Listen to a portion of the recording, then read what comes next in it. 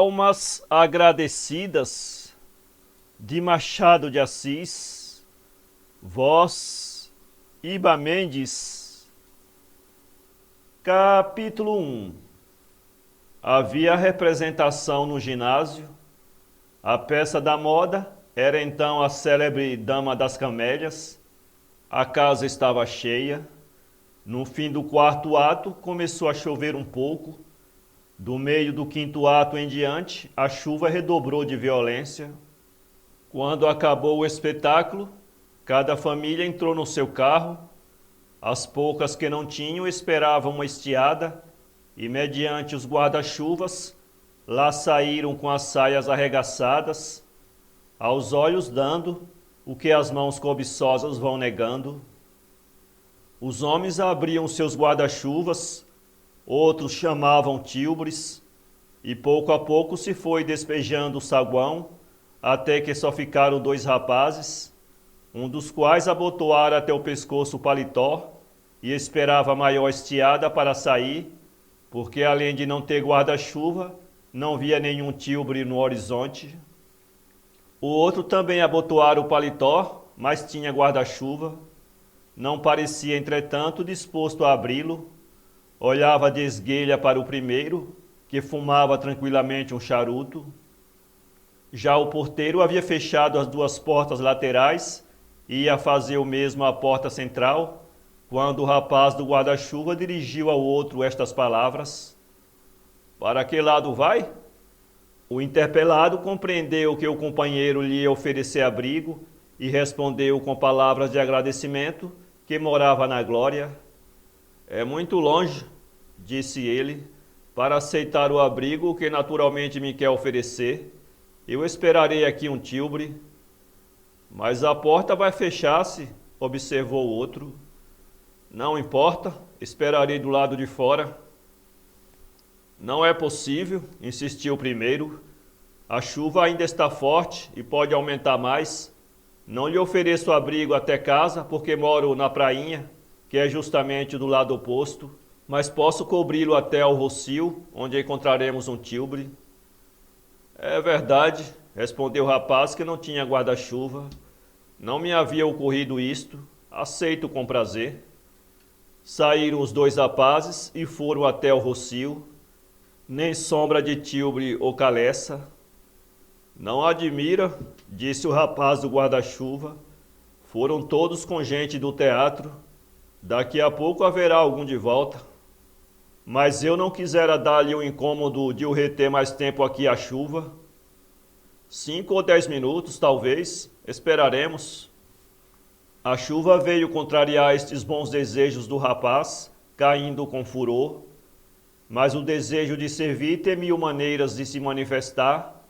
O rapaz do guarda-chuva propôs um meio excelente de escapar à chuva e esperar a condução. Era ir tomar chá ao hotel que mais à mão lhes ficasse. O convite não era mau, tinha só o inconveniente de vir de um desconhecido. Antes de lhe responder, o rapaz sem guarda-chuva deitou um rápido olhar ao seu companheiro, espécie de exame prévio da condição social da pessoa. Parece que a achou boa, porque aceitou o convite.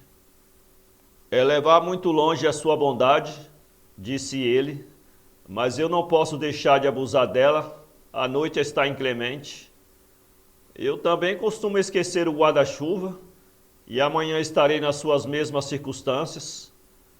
Foram para o hotel, e daí a pouco tinham diante de si um excelente pedaço de rosbife frio, acompanhado de não menos excelente chá. "Há de desculpar a minha curiosidade", disse o rapaz sem guarda-chuva, "mas eu desejaria saber a quem devo a obsequiosidade com que sou tratado há 20 minutos." "Não somos inteiramente desconhecidos", respondeu o outro. "A sua memória é que é menos conservadora do que a minha." "Donde me conhece?" "Do colégio. Andamos juntos no Colégio Rosa." "Andei lá, é verdade, mas não se lembra do Oliveira, aquele que trocava as réguas por laranjas? Aquele que desenhava com giz o retrato do mestre nas costas dos outros meninos?" Que me diz, é o Senhor? De carne e osso, eu mesmo. Acha-me mudado, não? Oh, muito. Não admira. Eu era naquele tempo uma criança rechonchuda e vermelha. Hoje, como vê, estou quase tão magro como Dom Quixote, e não foram trabalhos, porque eu não os tenho tido, nem desgostos, que eu ainda não experimentei. O Senhor, porém, é que não mudou. Se não fosse esse pequeno bigode, pareceria o mesmo daquele tempo. E todavia não me há faltado desgostos, acudiu o outro. Minha vida tem sido atribulada, a natureza tem destas coisas. Casou-se? Não. E o senhor? Também não. A pouco e pouco começaram as confidências pessoais, cada um narrou aquilo que podia narrar, por maneira que, ao fim da ceia, pareciam tão íntimos como no tempo do colégio. Sabemos dessas revelações mútuas que Oliveira era bacharel em direito e começava a advogar com pouco sucesso. Herdara alguma coisa da avó, última parenta que conservara até então, tendo-lhe morrido os pais antes de entrar na adolescência. Estava com certo desejo de entrar na vida política e contava com a proteção de alguns amigos de seu pai para ser eleito deputado à Assembleia Provincial Fluminense. Magalhães era o nome do outro, não herdara de seus pais dinheiro, nem amigos políticos.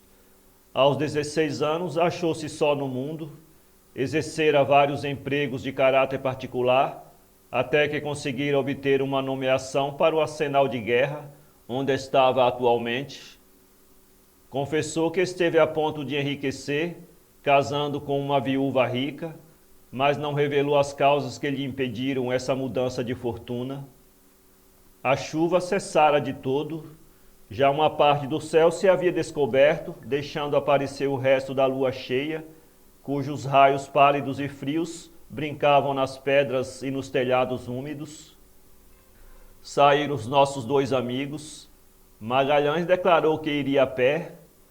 Não chove mais, disse ele, ou pelo menos nesta meia hora. Vou a pé até a glória. Pois bem, respondeu Oliveira, já lhe disse o número da minha casa e do meu escritório. Apareça lá algumas vezes.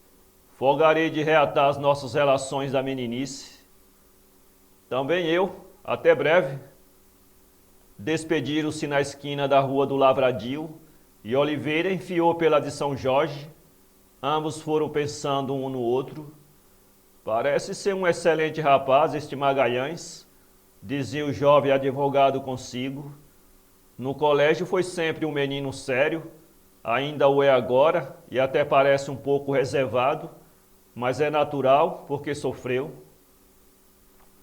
Capítulo 2. 3 dias depois, apareceu Magalhães no escritório de Oliveira. Falou na sala a um porteiro que lhe pediu o cartão. Não tenho cartão, respondeu Magalhães envergonhado. Esqueci-me de o trazer. Diga-lhe que é o Magalhães. Queira esperar alguns minutos, tornou o porteiro. Ele está conversando com uma pessoa. Magalhães assentou-se numa cadeira de braços, enquanto o porteiro assoava silenciosamente o nariz e tomava uma pitada de rapé que lhe não ofereceu. Magalhães examinou detidamente as cadeiras, as estantes, os quadros de gravuras, os capachos e as escarradeiras. A sua curiosidade era minuciosa e sagaz, parecia estar avaliando o gosto ou a riqueza do seu ex-colega. Minutos depois, ouviu-se um rumor de cadeiras, e não tardou que viesse da sala do fundo um velho alto e emperdigado, vestido com certo apuro, a quem um porteiro fez largos cumprimentos até o patamar da escada. Magalhães não esperou que o porteiro fosse avisar Oliveira, atravessou o corredor que separava as duas salas e foi ter com um amigo. Ora viva, disse este apenas o viu entrar. Estimo que não lhe houvesse esquecido a promessa. Sente-se, chegou a casa com chuva? Começou a chuviscar quando eu me achava a 2 passos da porta, respondeu Magalhães. Que horas são? Pouco mais de 2, creio eu. O meu relógio está parado, disse Oliveira, lançando o olhar de esguelha para o colete de Magalhães, que não tinha relógio. Naturalmente ninguém mais me procurará hoje, e ainda que venho, quero descansar. Oliveira tocou a campainha, apenas acabou de proferir estas palavras. Veio o porteiro. Se vier alguém, disse Oliveira, não estou cá. O porteiro inclinou-se e saiu. Estamos livres de importunos, disse o advogado, apenas o porteiro virou as costas. Todas essas maneiras e palavras de simpatia e cordialidade foram angariando a confiança de Magalhães, que começou a parecer alegre e franco com seu ex-colega. Longa foi a conversa, que durou até as 4 horas da tarde. Às 5 jantava Oliveira, mas o outro jantava às 3, e se o não disse, era talvez por deferência, se não fosse por cálculo. Um jantar copioso e escolhido não era melhor que o ramerrão culinário de Magalhães? Fosse uma ou outra coisa, Magalhães suportou a fome com admirável denodo.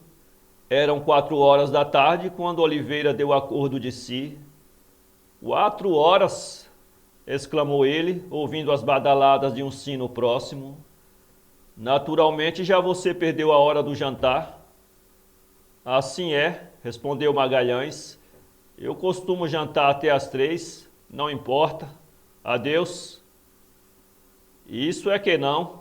Há de ir jantar comigo? Não, obrigado. Ande cá, jantaremos no hotel mais próximo, porque a minha casa é longe. Eu ando com ideia de mudar de casa. Estou muito fora do centro da cidade. Vamos aqui ao Hotel de Europa. Os vinhos eram bons. Magalhães gostava de vinhos bons. No meio do jantar, tinha-se lhe desenvolvido completamente a língua. Oliveira fazia quanto podia para tirar ao amigo da infância toda espécie de acanhamento. Isso e o vinho deram excelente resultado. Desta ocasião em diante foi que Oliveira começou a apreciar o ex-colega. Era Magalhães um rapaz de agudo espírito, boa observação, conservador ameno, um pouco lido em obras fúteis e correntes. Tinha, além disso, o dom de ser naturalmente insinuante.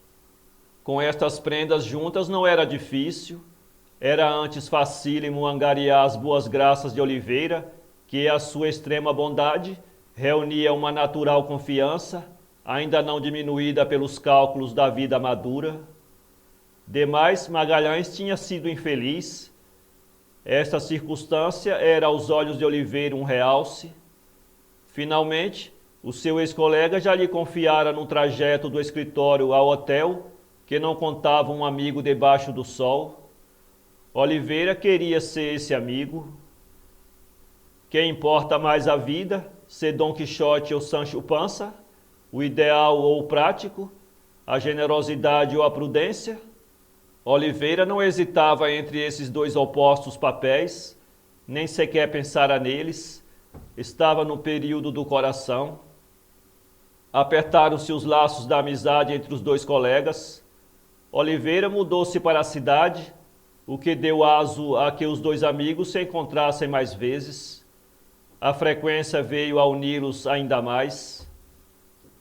Oliveira apresentou Magalhães a todos os seus amigos, levou-o à casa de alguns. A sua palavra afiançava o hóspede que, dentro em pouco tempo, captava as simpatias de todos. Nisto era Magalhães superior a Oliveira. Não faltava ao advogado inteligência, nem maneiras, nem dom para se fazer estimado, mas os dotes de Magalhães superavam os dele. A conversa de Magalhães era mais picante, mais variada, mais atraente. Há muito quem prefira a amizade de um homem sarcástico, e Magalhães tinha seus longes de sarcástico. Não se magoava com isto Oliveira, antes parecia ter certa glória em ver que seu amigo obtinha por seu mérito a estima dos outros. Facilmente acreditará o leitor que estes dois amigos se fizessem confidentes de todas as coisas, principalmente de coisas de amores. Nada esconderam a este respeito um ao outro, com a diferença de que Magalhães, não tendo amores atuais, confiou ao amigo apenas algumas proezas antigas, ao passo que Oliveira, abraços com algumas aventuras, não dissimulou nenhuma delas e tudo contou a Magalhães. E foi bem que o fizesse, porque Magalhães era homem de bom conselho, dava ao amigo pareceres sensatos, que ele ouvia e aceitava com grande proveito seu e para a maior glória da recíproca amizade. A dedicação de Magalhães ainda se manifestava por outro modo. Não era raro vê-lo desempenhar um papel de conciliador, auxiliar uma inocente mentira, ajudar o amigo em todas as dificuldades que o amor depara aos seus alunos. Capítulo 3. Um dia de manhã, leu Oliveira, ainda na casa, a notícia da demissão de Magalhães, impressa no Jornal do Comércio. Grande foi a sua mágoa, mas ainda maior que a mágoa foi a raiva que essa notícia lhe causou. Demitir Magalhães. Oliveira mal podia compreender este ato do ministro. O ministro era necessariamente tolo ou tratante. Havia patronato naquilo. Não seria pagamento a algum eleitor solícito? Estas e outras conjecturas preocuparam o advogado até a hora do almoço. Almoçou pouco. O estômago acompanhava a dor do coração. Magalhães devia ir nesse dia ao escritório de Oliveira. Com que ansiedade esperou este a hora marcada. Esteve a ponto de faltar um depoimento de testemunhas. Mas a hora chegou e Magalhães não apareceu. Oliveira estava sobre brasas. Qual a razão da falta? Não atinava com ela. Eram 4 horas quando saiu do escritório e sua resolução imediata foi meter-se no tilbre e seguir para a glória. Assim o fez. Quando lá chegou, estava Magalhães lendo um romance. Não parecia abatido pelo golpe ministerial. Todavia não estava alegre. Fechou o livro lentamente e abraçou o amigo. Oliveira não podia conter a sua cólera. Lá vi hoje, disse ele, a notícia da tua demissão. É uma patifaria sem nome. Por quê? Ainda o perguntas? Sim, porque o ministro é senhor dos seus atos e responsável por eles. Podia demitir-me e fê-lo, mas fez mal, disse Oliveira. Magalhães sorriu tristemente. Não podia deixar de o fazer, disse ele. O ministro é muitas vezes um amanuense do destino, que só parece ocupar-se em me perturbar a vida e multiplicar todos os esforços. Que queres? Eu já estou acostumado, não desisto. Dia virá que estes golpes terão um termo. Dia virá em que eu possa vencer a má fortuna de uma vez para sempre. Tenho um remédio nas mãos. Deixa-te de tolices, Magalhães. Tolices? Mais que tolices, ser forte. Magalhães abanou a cabeça. Não custa aconselhar a fortaleza, murmurou ele, mas quem tem sofrido como eu? Já não contas com os amigos? Os amigos não podem tudo. Muito obrigado, eu te mostrarei se podem. Não te iludas, Oliveira. Não te esforces a favor de um homem que a sorte condenou. E histórias? Sou um condenado. És um fracalhão. Acredito que és um fracalhão e que não pareces aquele mesmo Magalhães que sabe conservar o sangue frio em todas as ocasiões graves. Descansa, eu trarei desforra brilhante. Antes de 15 dias estarás empregado. Não creias. Desafias-me? Não, bem conheço de que é capaz teu coração nobre e generoso, mas o quê? Receio que a má fortuna seja mais forte do que tu. Verás. Oliveira deu um passo para a porta. Nada disso impede que venhas jantar comigo, disse ele voltando-se para Magalhães. Obrigado, já jantei. Anda ao menos comigo para ver se te distrais. Magalhães recusou, mas Oliveira insistiu com tão boa vontade que não havia recusar. Durante a noite seguinte, meditou Oliveira acerca do negócio de Magalhães. Tinha amigos importantes, os mesmos que forcejavam por lhe abrir carreira política. Oliveira pensou neles como os mais próprios para levar a cabo a obra de seus desejos. O grande caso para ele era empregar Magalhães, em cargo tal que despicasse da prepotência ministerial. O substantivo prepotência era a exata expressão de Oliveira. Não lhe ocultaram os amigos que o caso não era fácil, mas prometeram que a dificuldade seria vencida. Não se dirigiam ao ministro da Guerra, mas a outro. Oliveira pôs em campo o recurso feminino. Duas senhoras de seu conhecimento foram em pessoa falar ao ministro em favor do feliz candidato. Não negou o digno membro do Poder Executivo a dificuldade de criar um lugar para dar ao pretendente. Seria cometer a injustiça de tirar o pão a empregados úteis ao país. Instavam, porém, os padrinhos, audiências e cartas, pedidos de toda sorte. Nada ficou por empregar em favor de Magalhães. Depois de 5 dias de lutas e solicitações diárias, declarou o ministro que poderia dar um bom emprego a Magalhães na alfândega de Corumbá.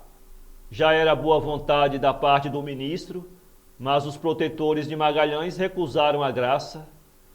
O que se deseja de Vossa Excelência, disse um deles, é que o nosso afilhado seja empregado aqui mesmo na corte.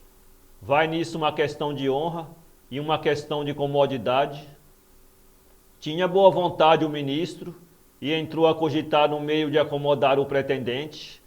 Havia em uma das repartições a seu cargo um empregado que durante o ano faltava muitas vezes ao ponto e na última peleja eleitoral votara contra o ministro. Caiu-lhe uma demissão em casa e, para evitar empenhos mais fortes, no mesmo dia em que apareceu a demissão do empregado vadio, apareceu a nomeação de Magalhães. Foi o próprio Oliveira que levou a Magalhães o desejado decreto. Dá-me cá um abraço, disse ele, e reza aí uma meia-culpa. Venci o destino, estás nomeado. Que? Será possível? Aqui tens o decreto. Magalhães caiu nos braços de Oliveira. A gratidão de quem recebe um benefício é sempre menor que o prazer daquele que o faz. Magalhães exprimia todo o seu reconhecimento pela dedicação e perseverança de Oliveira, mas a alegria de Oliveira não tinha limites. A explicação dessa diferença está talvez no fundo de egoísmo que há em todos nós. Em todo caso, a amizade dos dois ex-colegas ganhou com isso maior solidez. Capítulo 4. O novo emprego de Magalhães era muito melhor que o primeiro em categoria e lucro, de maneira que a demissão, longe de lhe ser um golpe funesto do destino, foi um lance de melhor fortuna. Passou Magalhães a ter melhor casa e a alargar um pouco mais a bolsa, pois que a tinha agora mais farta que dantes. Oliveira observava esta mudança e regozijava-se com a ideia de que contribuíra para ela. A vida de ambos continuariam por esse teor, plácida e indiferente, se um acontecimento não a viesse perturbar de repente. Um dia achou Magalhães que Oliveira parecia preocupado, perguntou-lhe francamente o que era. Que há de ser? Disse Oliveira. Eu sou um miserável nessas coisas de amores, estou apaixonado. Queres que te diga uma coisa? O quê? Acho que fazes mal em diluir o teu coração com essas mulheres. Que mulheres? Essas. Não me compreendes, Magalhães? A minha atual paixão é séria. Amo uma menina honesta. Que mágoas então são essas? Casa-te com ela. Esse é o ponto. Creio que ela não me ama. Ah, houve um silêncio. Mas não te resta esperança nenhuma? Perguntou Magalhães. Não posso dizer isso. Não penso que ela seja sempre esquiva ao meu sentimento, mas por ora nada há entre nós. Magalhães entrou a rir. Pareces-me calouro, homem, disse ele. Quantos anos tem ela? 17. A idade da inocência. Suspiras em silêncio e queres que ela te adivinhe. Nunca chegarás ao cabo. Tem-se comparado o amor à guerra, assim é. No amor, querem-se atos de bravura como na guerra. Avança afoitamente e vencerás. Oliveira ouvia estas palavras com a atenção de um homem sem iniciativa, a quem todo o conselho serve. Confiava no juízo de Magalhães e o parecer dele era razoável. Parece-te então que eu devo expor-me? Sem dúvida. O advogado referiu depois todas as circunstâncias do seu encontro com a moça em questão. Pertencia a uma família com quem esteve em casa de terceiro. O pai era um excelente homem, que o convidou a frequentar a casa, e a mãe uma excelente senhora que ratificou o convite do marido. Oliveira não tinha ido lá depois disso, porque, segundo imaginava, a moça não correspondia à sua afeição. És um tolo, disse Magalhães quando o amigo acabou a narração. Vês a rapariga num baile, ficas gostando dela, e só porque ela não te caiu logo nos braços, desiste de lhe frequentar a casa. Oliveira, tem juízo, vai à casa dela e dir-me-ás daqui a pouco tempo se te não aproveita o conselho. Queres casar, não? Podias pôr em dúvida? Não, é uma pergunta, não é casamento romântico? Que queres dizer com isso? Ela é rica? Oliveira franziu a testa. Não te zangues, disse Magalhães. Eu não sou nenhum espírito rasteiro, também conheço as delicadezas do coração. Nada vale mais que um amor verdadeiro e desinteressado. Não se me há de censurar, porém, que eu procure ver o lado prático das coisas. Um coração de ouro vale muito, mas um coração de ouro com ouro vale mais. Cecília é rica, pois tanto melhor. Afianço-te, porém, que essa consideração não precisa afiançar nada, eu bem sei o que vales, disse Magalhães, apertando as mãos de Oliveira. Anda, meu amigo, não te detenho, procura a tua felicidade. Animado por esses conselhos, tratou Oliveira de sondar o terreno para declarar a sua paixão. Omiti de propósito a descrição de Cecília, feita por Oliveira ao seu amigo Magalhães. Não desejava exagerar aos olhos dos leitores a beleza da moça, que a um namorado parece sempre maior do que realmente é. Mas Cecília era realmente formosa, era uma beleza, uma flor em toda a extensão da palavra. Todas as forças e fulgores da mocidade estavam nela, que apenas saía da adolescência e parecia anunciar longa e esplêndida juventude. Não era alta, mas também não era baixa. Era acima de meã, era muito corada e viva, tinha os olhos brilhantes e buliçosos, olhos de namorada ou namoradeira. Era talvez um pouco afetada, mas deliciosa. Tinha certas exclamações que lhe ficavam bem nos seus lábios finos e úmidos. Oliveira não viu logo todas estas coisas na noite em que lhe falou, mas não tardou que ela se lhe revelasse assim, desde que começou a frequentar a casa dela. Nisto era Cecília ainda um pouco criança, não sabia dissimular, nem era difícil captar-lhe a confiança, mas, através das aparências de frivolidade e volubilidade, descobria-lhe Oliveira sólidas qualidades do coração. O contato redobrou o seu amor. No fim de um mês, Oliveira parecia perdido por ela. Magalhães continuava a ser o conselheiro de Oliveira e o seu único confidente. Um dia pediu-lhe o namorado que fosse com ele à casa de Cecília. Tenho medo, disse Magalhães. Por quê? Sou capaz de precipitar tudo, e isso não sei se será conveniente antes de conhecer bem o terreno. Em qualquer caso, não é mal que eu vá examinar por mim mesmo as coisas. Irei quando quiseres. Amanhã? Seja amanhã. No dia seguinte, Oliveira apresentou Magalhães em casa do comendador Vasconcelos. É o meu melhor amigo, disse Oliveira.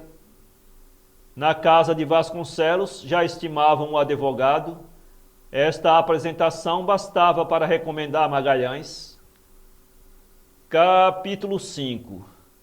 O comendador Vasconcelos era um velho folgazão, estouvado na mocidade, não era menos na velhice. O estouvamento na velhice é, por via de regra, um senão. Todavia, o estouvamento de Vasconcelos tinha um toque peculiar, um caráter todo seu, por modo que era impossível compreender aquele velho sem aquele estouvamento. Contava já seus 58 anos e andaria lépido como um rapaz de 20 anos, se não fosse uma volumosa barriga que, desde os 40 anos, lhe começara a crescer com grave desdouro das suas graças físicas, que as tinha, e sem as quais era duvidoso que a senhora Dona Mariana houvesse casado com ele. Dona Mariana, antes de casar, professava um princípio seu: o casamento é um estado vitalício, cumpre não precipitar a escolha do noivo, pelo que rejeitou 3 pretendentes que, apesar de suas boas qualidades, tinham um defeito físico importante, não eram bonitos. Vasconcelos alcançou seu Austerlitz, onde os outros haviam achado Hortelu. Salvante a barriga, Vasconcelos era ainda um belo velho, uma ruína magnífica. Não tinha paixões políticas, votara alternadamente com os conservadores e os liberais para contentar os amigos que tinha em ambos os partidos. Conciliava as opiniões sem arriscar as amizades. Quando o acusavam deste ceticismo político, respondia com uma frase que, se não discriminava as suas opiniões, abonava o seu patriotismo. Somos todos brasileiros.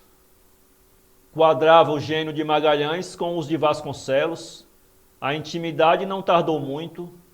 Já sabemos que o amigo de Oliveira tinha a grande qualidade de se fazer querido com pouco trabalho. Vasconcelos morria por ele, achava-lhe imensa graça e sólido juízo. Dona Mariana chamava-lhe a alegria da casa. Cecília não tinha mais condescendente e conservador.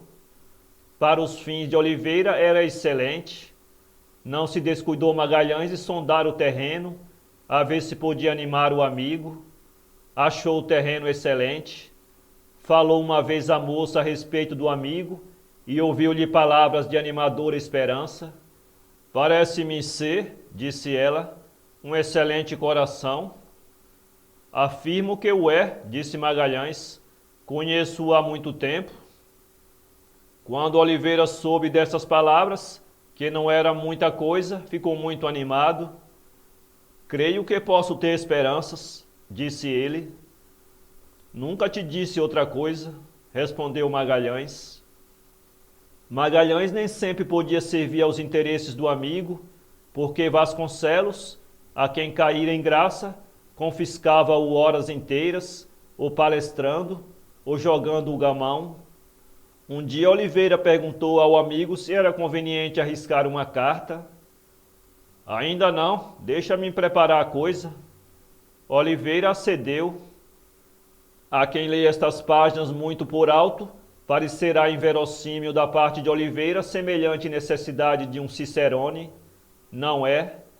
Oliveira nenhuma demonstração dera até ali à moça, que se conservava ignorante do que se passava dentro dele. E se assim praticava, era por um excesso de timidez, fruto de suas proezas com mulheres de outra classe. Nada intimida mais a um conquistador de mulheres fáceis do que a ignorância e a inocência de uma donzela de 17 anos. Acresce que, se Magalhães era de opinião que ele não se demorasse em expor seus sentimentos, já agora pensava que era melhor não arriscar golpes sem certeza do resultado.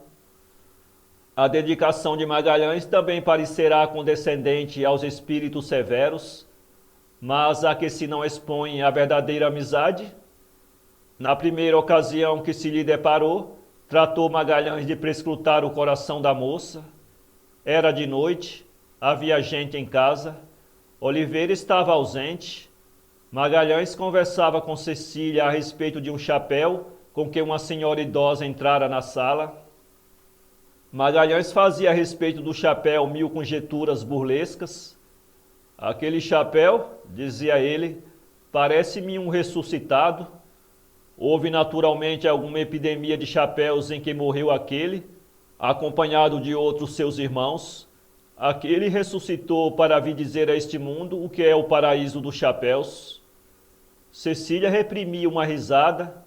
Magalhães continuava: eu, se fosse aquele chapéu, pedia uma pensão como inválido e como raridade. Isto era um burlesco que picante, mais estúdio que engraçado. Todavia fazia rir Cecília. Repentinamente, Magalhães ficou sério e consultou o relógio. Já se vai embora? Perguntou a moça. Não, senhora, disse Magalhães. Guarde então o relógio. Admira-me que Oliveira ainda não viesse. Virá mais tarde. Os senhores são muito amigos? Muito. Conhecemos-nos desde crianças. É uma bela alma. Houve um silêncio.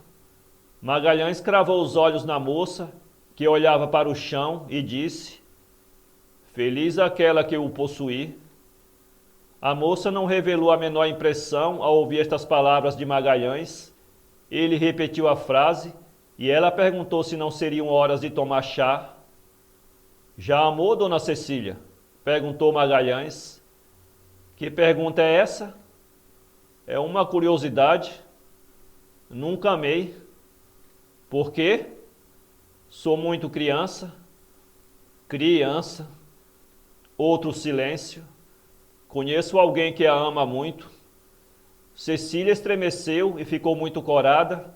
Não respondeu nem se levantou. Para sair, porém, da situação em que as palavras de Magalhães a deixara, disse rindo: essa pessoa, quem é? Quer saber o nome? Quero. É seu amigo? É. Diga o nome. Outro silêncio. Promete não ficar zangada comigo? Prometo. Sou eu. Cecília esperava ouvir outra coisa, esperava ouvir o nome de Oliveira.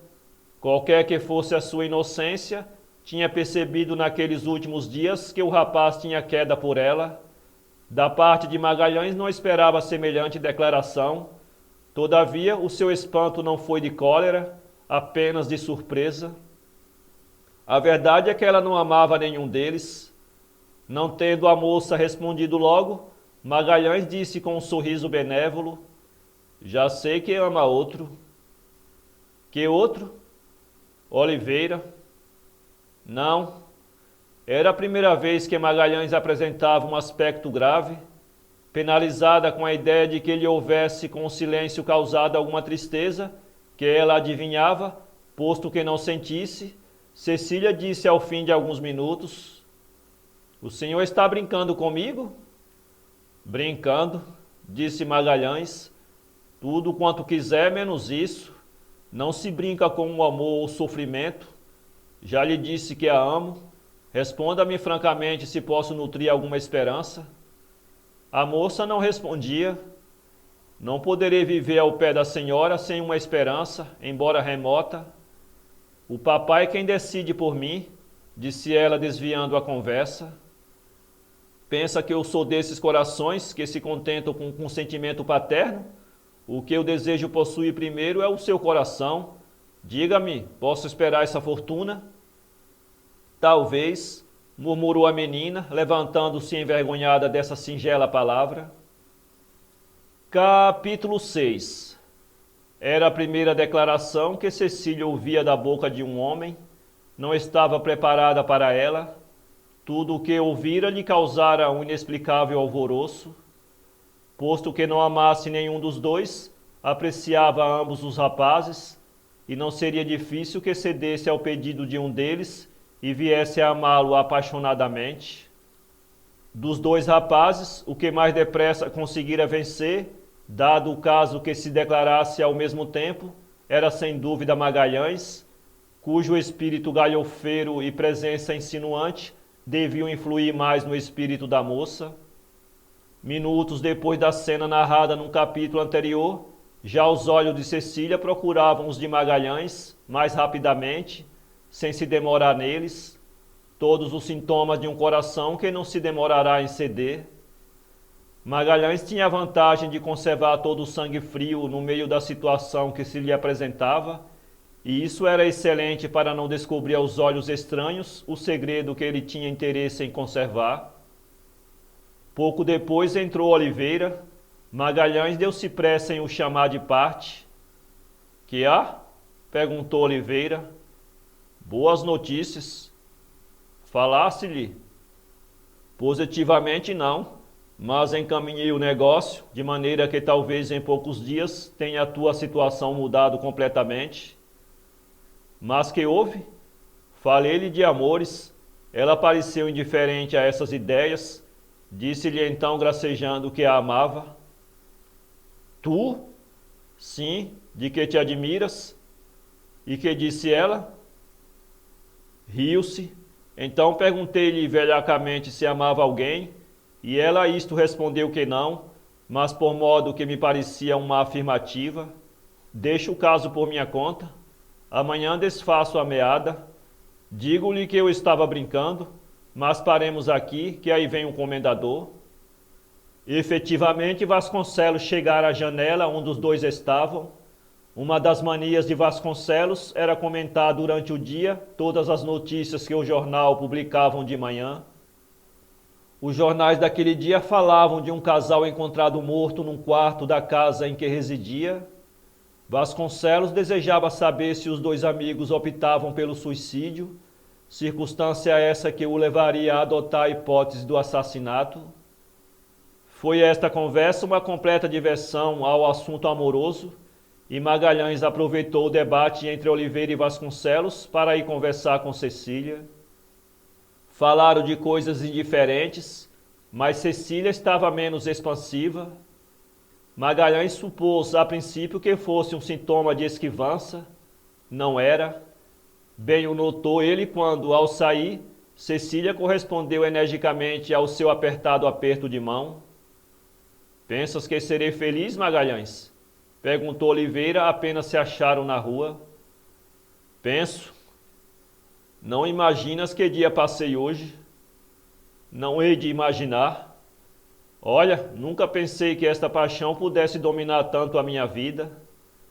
Magalhães animou o rapaz, que o convidou a cear, não porque o amor lhe deixasse largo campo às exigências do estômago, senão porque havia jantado pouco. Eu peço perdão aos meus leitores se entro nestas explicações a respeito da comida. Quer-se um herói romântico, acima das necessidades vulgares da vida humana, mas não posso deixar de as mencionar, não por sistema, mas por ser fiel à história que estou contando. A ceia foi alegre, porque Magalhães e a tristeza eram incompatíveis. Oliveira, apesar de tudo, comeu pouco, Magalhães largamente. Entendia que ele cumpria pagar a ceia, mas o amigo não consentiu nisso. Olha, Magalhães, disse Oliveira ao despedir-se dele, a minha felicidade está nas tuas mãos. És capaz de dar conta dela? Não se devem prometer coisas tais. O que eu te afirmo é que não pouparei esforços. E pensas que serei feliz? Quantas vezes queres que te diga? Adeus. Adeus. No dia seguinte, Oliveira mandou dizer a Magalhães que estava um pouco incomodado. Magalhães foi visitá-lo. Achou-o de cama. Estou com alguma febre, disse o advogado. Dize isto mesmo ao comendador, a quem eu prometi de ir lá hoje. Magalhães cumpriu o pedido. Era a ocasião de se manifestar a dedicação de Magalhães. Não faltou este moço a tão sagrado dever.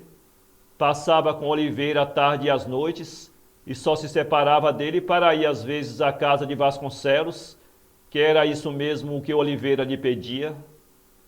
Fala-lhe sempre de mim, dizia Oliveira, não faço outra coisa. E assim era. Magalhães não cessava de dizer que vinha e ia para a casa de Oliveira, cuja doença ia tomando um aspecto grave. Que amigo, murmurava consigo Dona Mariana. O senhor é um bom coração, dizia Vasconcelos, apertando as mãos de Magalhães. O senhor Oliveira deve querer-lhe muito, dizia Cecília. Como a um irmão. A doença de Oliveira era grave. Durante todo o tempo que durou, não se desmentiu nunca a dedicação de Magalhães. Oliveira admirava-o, via que o benefício que lhe fizera não caíra em má terra. Grande foi a sua alegria quando, ao começar a convalescença, Magalhães lhe pediu 200 mil réis, com promessa de os pagar no fim do mês. Quanto quiseres, meu amigo, tira-os ali da secretária. Acredita que isto me investe imensamente, disse Magalhães, metendo na algibeira 2 notas de 100 mil réis. Nunca te pedi dinheiro, agora menos que nunca devia pedir-te. Oliveira compreendeu o pensamento do amigo. Não sejas tolo, a nossa bolsa é comum. Oxalá que esse belo princípio possa ser realizado literalmente, disse Magalhães rindo. Oliveira não lhe falou nesse dia a respeito de Cecília. Foi o próprio Magalhães que encetou a respeito dela uma conversa. Queres ouvir uma coisa? Disse ele. Apenas saíres, manda-lhe uma carta. Por quê? Crês que... Creio que é a hora do golpe. Só para a semana poderei sair. Não importa, virá a tempo. Para compreender bem a situação singular em que se achavam estes personagens todos, é mister transcrever aqui as palavras com que nessa mesma noite se despediram Magalhães e Cecília à janela da casa desta. Até amanhã, disse Magalhães. Virá cedo? Venho às 8 horas. Não faltes. Queres que te jure? Não precisa. Adeus. Capítulo 7. Quando entrou a semana seguinte, já na véspera do dia em que Oliveira se dispunha a sair e visitar o comendador, recebeu uma carta de Magalhães. Leu-a com pasmo. Meu querido amigo, dizia Magalhães, desde ontem tenho a cabeça fora de mim. Aconteceu-me a maior desgraça que podia cair sobre nós. Com mágoa e vergonha te anuncio, meu prezadíssimo amigo, a quem tanto devo. Prepara o teu coração para receber o golpe que já me feriu, e por muito que ele te faça sofrer, não sofrerás mais do que eu já sofri. Saltaram 2 lágrimas dos olhos de Oliveira. Adivinhava mais ou menos o que seria, cobrou forças e continuou a leitura. Descobri, meu querido amigo, que Cecília, como direi, que Cecília me ama. Não imaginas como me fulminou esta notícia. Que ela não te amasse, como ambos desejávamos, era já doloroso, mas que se lembrasse de consagrar os seus afetos ao último homem que ousaria opor-se ao seu coração, é uma ironia da fatalidade. Não te contarei meu procedimento, facilmente o adivinharás. Prometi não voltar lá mais. Queria eu mesmo comunicar-te isto, mas não ouso contemplar a tua dor, nem te quero dar o espetáculo da minha. Adeus, Oliveira. Se a fatalidade ainda consentir que nos vejamos, impossível, até um dia. Se não, adeus. Adivinha o leitor o golpe que esta carta descarregou no coração de Oliveira? Mas é nas grandes crises que o espírito do homem se mostra grande. A dor do amante superada pela dor do amigo. O final da carta de Magalhães aludia vagamente a um suicídio. Oliveira deu-se pressa em impedir esse ato de nobre abnegação. Demais, que coração tinha ele, a quem confiasse todos os seus desesperos? Vestiu-se apressadamente e correu à casa de Magalhães. Disseram-lhe que não estava em casa. Oliveira ia subindo. Perdão, disse o criado, eu tenho ordem de não deixar subir ninguém. Razão demais para eu subir, respondeu Oliveira, afastando o criado. Mas trata-se de uma grande desgraça, e subiu apressadamente a escada. Na sala não havia ninguém. Oliveira entrou afoitamente no gabinete, achou Magalhães sentado à secretária, inutilizando alguns papéis. Perto dele havia um copo com um líquido vermelho. Oliveira! Exclamou ele quando o viu entrar. Sim, Oliveira, que vem salvar a tua vida e dizer-te quanto és grande. Salvar minha vida? Murmurou Magalhães. Quem te disse que eu... Tu, na tua carta, respondeu Oliveira. Veneno, continuou ele vendo o copo. Oh, nunca! E despejou o copo na escarradeira. Magalhães parecia atônito. Eia, disse Oliveira, dá cá um abraço. Este amor infeliz foi ainda um lance de felicidade, porque conheci bem que coração de ouro é esse que te bate no peito. Magalhães estava de pé, caíram nos braços um do outro. O abraço comoveu Oliveira, que só então deu largas à sua dor. O amigo consolou-o como pôde.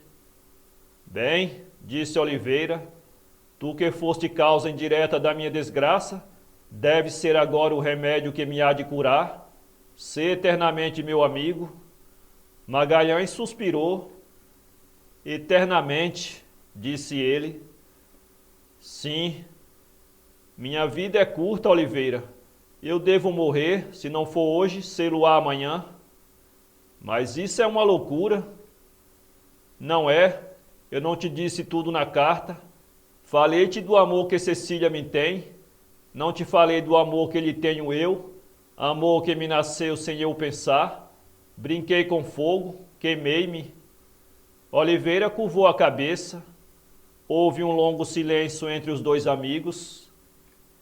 Ao cabo de um longo quarto de hora, Oliveira ergueu os olhos vermelhos de lágrimas e disse a Magalhães, estendendo-lhe a mão: Sê feliz, que o mereces, não tens culpa disto, procedeste honradamente, compreendo que era difícil estar ao pé dela sem sentir o fogo da paixão.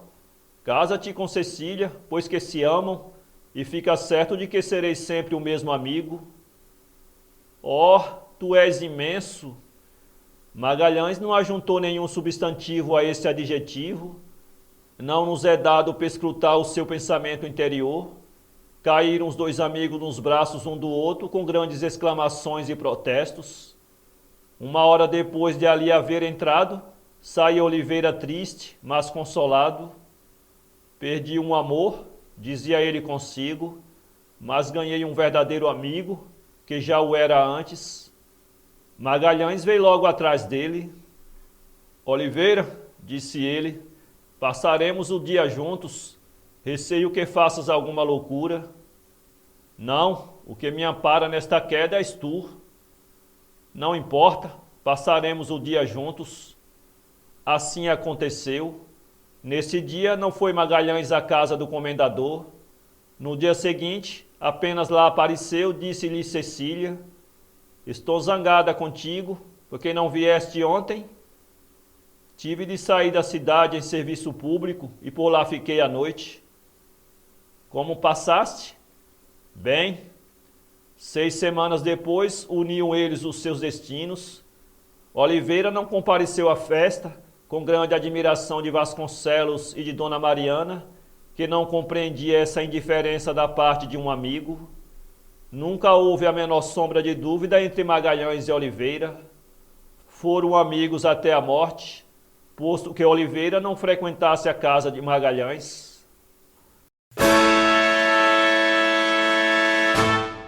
Para ler esse conto, acesse www.poeteiro.com.